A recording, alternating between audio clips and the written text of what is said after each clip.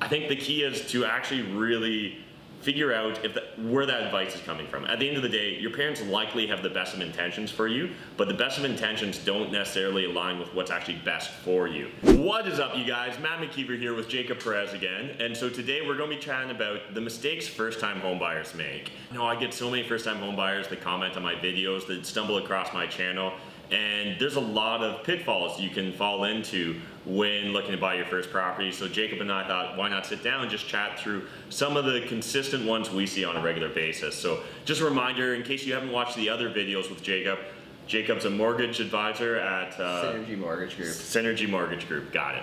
And so yeah, so why don't you take the start off, Jacob? Kind of what's one of the mistakes you guys come across all the time? I mean, you know what? There's a lot of mistakes first-time home buyers make. There's a lot of mistakes second, third-time home buyers make, right? So I think, you know, there's always gonna be some type of mistake when we're looking at things in hindsight, right? But just some of the basics, I think the number one thing that I see new first-time home buyers running into is they seem to be a little bit, I don't want to say too budget conscious, but sometimes they find themselves in a position where they're going too small in purchase price. So for example, let's say you can be approved for a purchase of $400,000 or a purchase of $450,000, but you know, for whatever reason, that extra $50,000 in your head feels like a lot of money.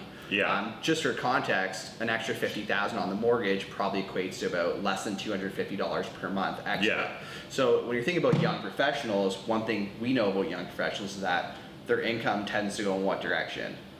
Presumably up. So, you know, a $5,000 raise between maybe a young couple, between two people in 1 year offsets that extra $250 per month. And maybe that extra $50,000 allows you to get a house with, you know, the garage that you wanted or enough space to grow into or something like that. And actually I just kind of want to build upon that, because that's one of my biggest frustrations is the idea of a starter home.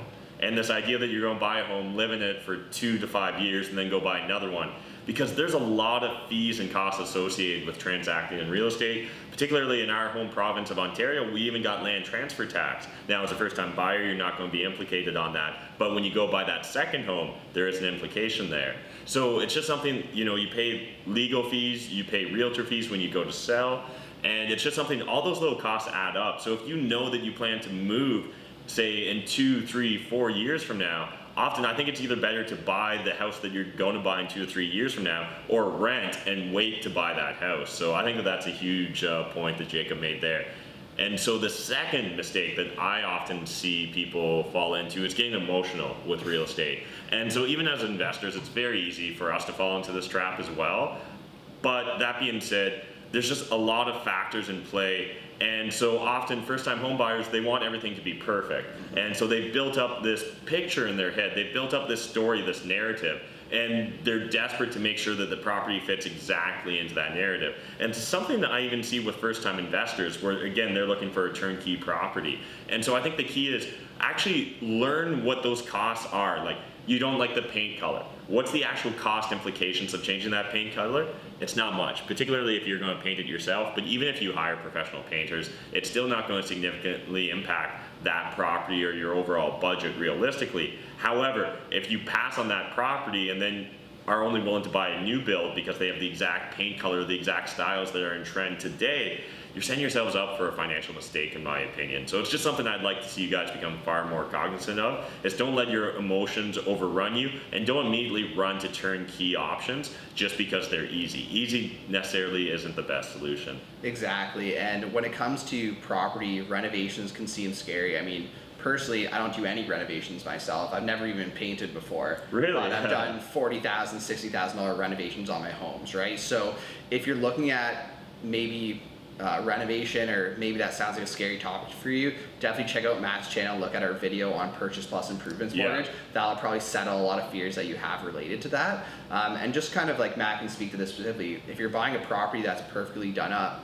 where is there for you to get any value of that property when you sell later? You're buying at the utmost value because it's at its best use, right? And that's why we love buying underappreciated, underutilized assets in real estate, is because it allows us to take advantage of that opportunity. Exactly, and I think kind of one final tip that I think is really important is don't listen too much to mom or dad.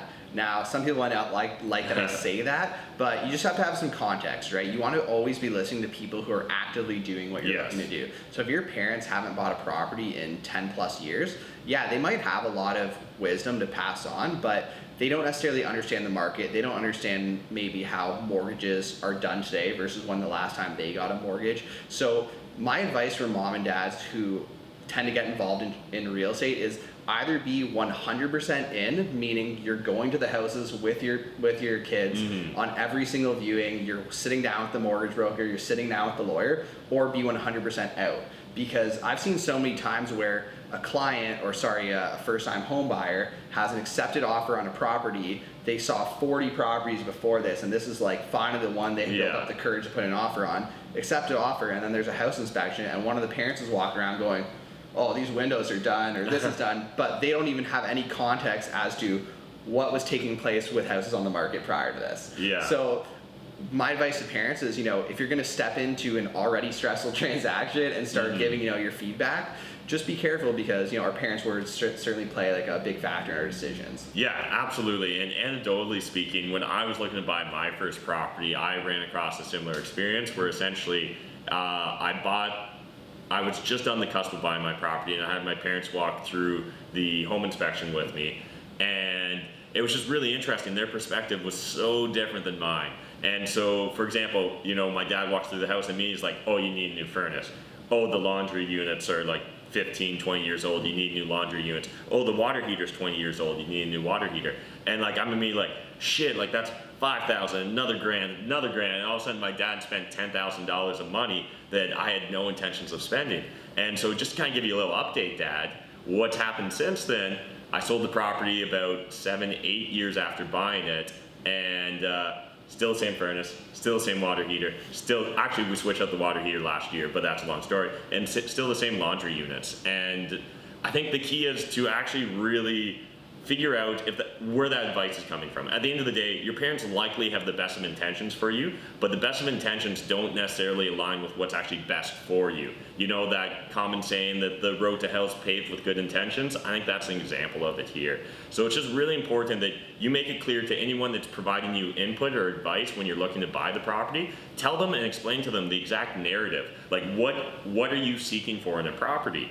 What do you want? What are your needs? And really break that down so that they understand your perspective. Because otherwise you're going to find yourself getting all kinds of unsolicited advice that's not going to be helpful. Yeah, I think it really comes down to do your research. Does $50,000 extra in purchase price scare you? Well, do the research. How much does that actually cost me per month?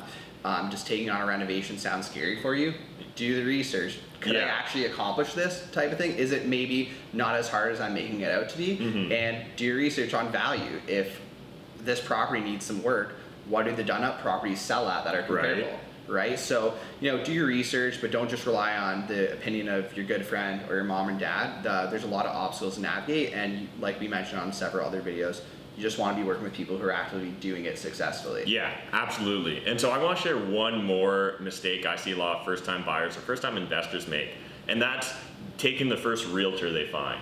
And in addition to that, a little bonus tip is signing a BRA with the first realtor they meet. And so a BRA is a buyer rep agreement. And so it's very commonplace here in Ontario, Canada, for a realtor to want you to sign a BRA. The issue is when you sign the BRA, you're essentially committing to buy any property through them for the next 6 months.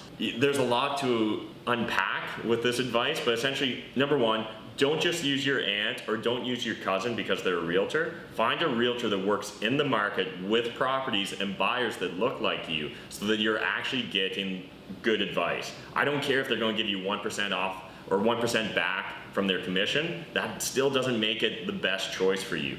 So please really think through, does the realtor understand what you're trying to achieve and are they on your team? And one sign that they're not on your team is if before they've even sat down with you, they're trying to get you to sign a BRA.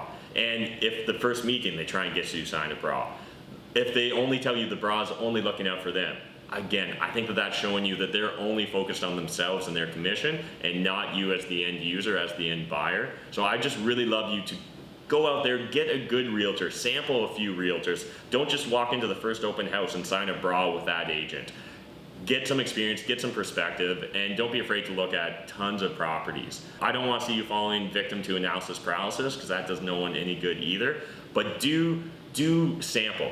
One of the biggest problems I see is so many realtors, bad realtors that is, will show a client 3 to 5 properties and say, which one do you want to buy? And that sort of pressure, especially on a first-time buyer, you can feel pressured into buying something. And I definitely did. I had a decent agent, but I still felt pressured just because he was a good guy, and we'd gone and looked at 20 properties probably before I finally bought one.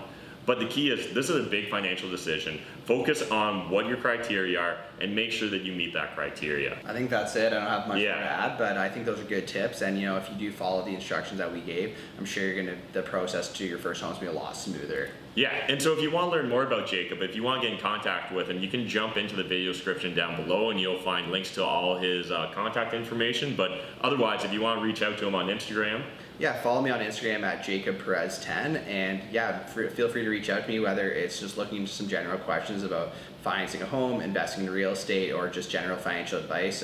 Always happy to help. Alright, well, if you guys enjoyed this video, if you like what I'm trying to do with my channel, smash that like button, hit the subscribe button if you're new to my channel, and until next time, remember, making money is a team sport. There's more than enough money in this world for us to all make it, but if you're not saving it, what's the point? Thanks, guys. Bye!